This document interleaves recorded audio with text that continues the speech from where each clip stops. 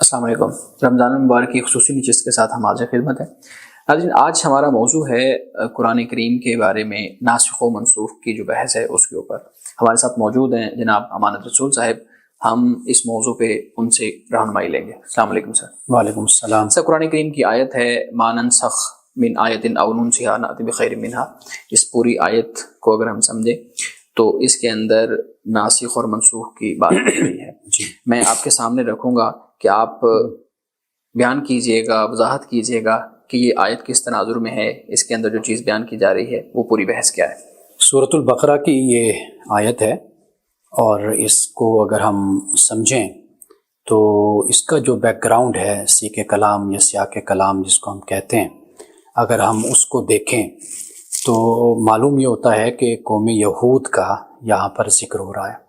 صحیح۔ اور قوم یہود، ایک تو نصارہ یا یہود، یہ دونوں جو قومیں تھیں، یہ اس پر حسد میں مبتلا تھے کہ بھئی جو قرآن ہے یا جبریل ہیں، انہوں نے آنا تو ہمارے ہی قوم کے کسی فرد کی طرف تھا، تو یہ کیسے ادھر چلا گیا۔ صحیح۔ تو یہ حسد میں مبتلا، قرآن پاک نے باغی کا لفظ بھی استعمال کیا اور حسد کا لفظ بھی استعمال کیا ہے کہ یہ ایک جیسے کہتے ہیں کدورت میں، بغض اور کینہ میں یہ لوگ مبتلا تھے۔ صحیح ہے۔ تو ایک تو ان کا یہ اعتراض۔ پھر یہ ہے کہ قرآن پاک جب اترتا تو واضح بات ہے قرآن پاک میں تورات کے جو احکام ہیں ان سے بہتر احکام موجود ہوتے یا اس جیسا حکم نازل ہوتا۔ اب ان کا یہ بڑا اعتراض تھا کہ بھئی یہ قرآن پاک میں اگر یہ تصدیق کرنے والا ہے قرآن تورات کی، تو پھر رسول اللہ صلی اللہ علیہ وسلم اگر حضرت موسیٰ علیہ السلام ہی کا تسلسل ہے، آپ اللہ کے آخری نبی ہیں، تو پھر یہ فرق کیوں موجود ہے؟ ان کا یہ بڑا اعتراض ہوتا تھا۔ تو یہاں پر اللہ تعالیٰ نے در حقیقت اس بات کو بیان کیا ہے۔ آپ یوں سمجھ لیجئے کہ یہ جو آیت ہے نا، پورا قرآن اگر آپ پڑھیں قوم یہود کے حوالے سے اور احکام کے حوالے سے، تو یہ آیت در حقیقت ان تمام احکام کا ایک اجمالی آپ کہہ لیجئے ایک تعارف بن جاتی ہے۔ صحیح ہے۔ یعنی فرمایا کہ ما ننسخ من آیت، کہ جو ہم آیت سے منسوخ کرتے ہیں، او ننسیہا، یا ہم اس کو بھلا دیتے ہیں۔ منسوخ کرنے سے اشارہ اس بات کی طرف ہے کہ جو حالات اور مقام اور مکان کی جو تبدیلی ہوتی ہے وقت کی، ایک تو اس بنیاد پر اللہ تعالیٰ ایک حکم کو منسوخ کر دیتا ہے، دوسرا حکم دیتا ہے، ایک بات۔ او ننسیہا، یا ہم اس کو بھلا دیتے ہیں۔ اب بھلانے سے مراد یہ ہے کہ قوم یہود کی جو نافرمانی تھی، سرکشی تھی، اور جس کی وجہ سے انہوں نے اللہ تعالیٰ کا جو حکم تھا اس کو پیورٹی کے ساتھ رکھنے اور قبول کرنے کے بجائے انہوں نے اس پر ملاوٹ کر دی یا اس پر پردے ڈال دیے۔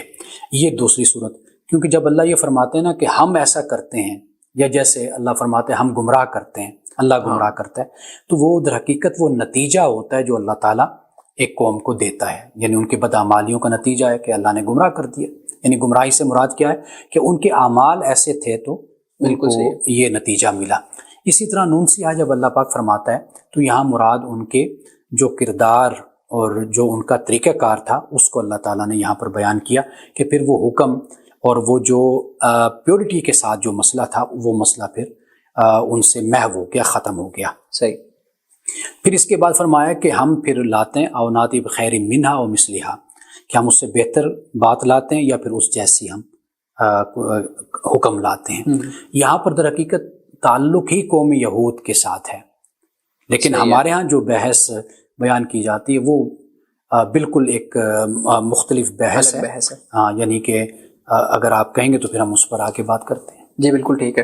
اچھا، یہ بھی ہو سکتا ہے کہ ایک وقت میں ایک آیت جو ہے جی اس کے بارے میں ایک ہمارے ہاں بحث یہ ہے، یا فار ایگزامپل ایک اسکالر اس کو کہتے ہیں کہ یہ منسوخ ہے، جی ٹھیک ہے، اور دوسرے وقت میں وہی آیت وہ بالکل وہ منسوخ نہ ہو۔ کیا ایسا ممکن ہے؟ فار ایگزامپل آپ کہہ لیں کہ ایک سال پہلے ایک آیت اور اس میں تھی، اب ایک سال بعد یا اس سے بھی ایک سال پہلے وہ اور شکل میں تھی یا اس کا اور حکم تھا۔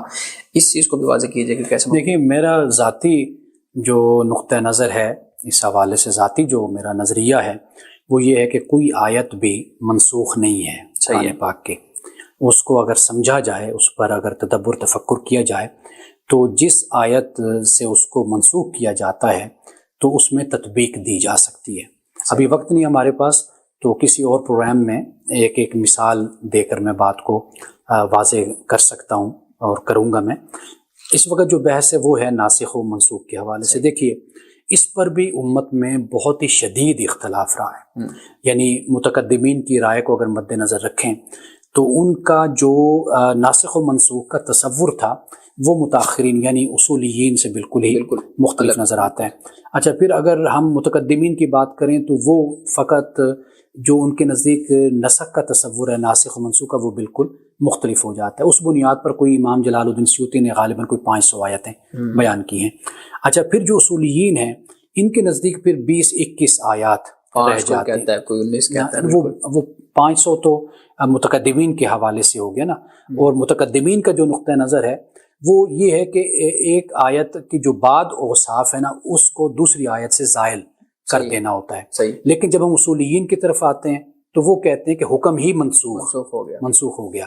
تو وہ جو حکم کو منسوخ کرتے ہیں جن کے نزدیک، وہ ان کے نزدیک کوئی 20-21 آیات بنتی ہیں، لیکن ان میں نے کافی تدبر کیا ہے اور میں نے دروس بھی دیے ہیں، تو میں نے دیکھا ہے کہ وہ جو اشکال ہے اور وہ جو ایک ٹکراؤ بیان کیا جاتا ہے یا ناسخ ایک آیت کو بنایا جاتا ہے دوسرے کو منسوخ بنایا جاتا ہے، تو میں نے یہ دیکھا ہے کہ وہاں پر کوئی بھی ایسا ناسخ اور منسوخ کا معاملہ نہیں رہتا۔ ایک آیت کا اپنا حکم موجود ہے اٹ سیلف فی نفسی ہی، اور اسی طرح دوسری آیت کا حکم بھی اپنے زمانے اور حالات کے مطابق وہ بھی موجود ہے۔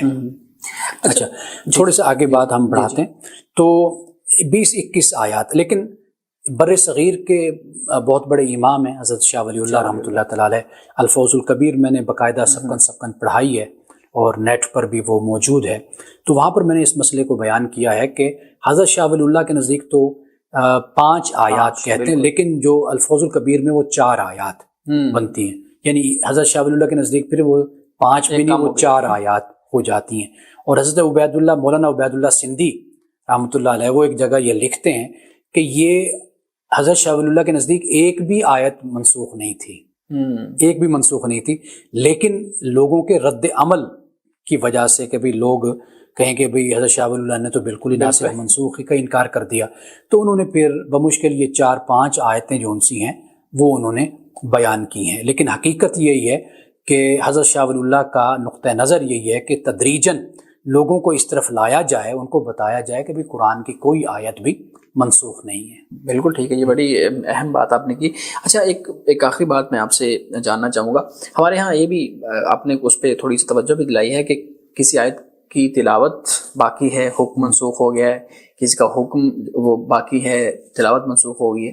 اس آیت کو کیسے، اس چیز کو کیسے سمجھیں گے؟ مطلب حکم موجود ہے، تلاوت اس کی نہیں ہو رہی، اس کو کیسے سمجھیں گے؟ دیکھیے قرآن پاک از اول تا آخر مکمل طور پر محفوظ ہے، اور وہی ہے کہ جو تلاوت بھی کیا جاتا ہے اور جو سمجھا بھی جاتا ہے۔